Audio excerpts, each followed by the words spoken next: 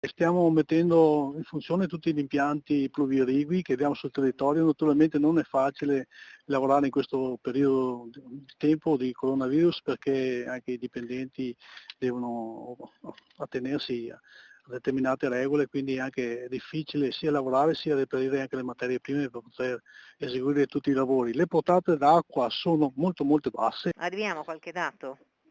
Abbiamo dati che siamo ai minimi, vuol dire che siamo vicini ai 20 metri cubi di portata in Brenta e quindi siamo sottodimensionati. Per fortuna le colture hanno bisogno sì di acqua ma non esageratamente tanta, non siamo in piena estate in cui le irrigazioni sono in piene, però sono diffuse perché sia per far nascere quello che si è seminato, sia per quanto riguarda le orticole, il florovivaismo, bisogna provvedere con le irrigazioni altrimenti si perde tutto il prodotto. Avevo proposto come consorzio e lo sto continuando a riproporre nei tavoli di confronto anche con gli altri, col consorzio ma anche con gli altri enti, di portare avanti il discorso della diga del Vanoi che ci permetterebbe in questi momenti di sopperire alla mancanza d'acqua.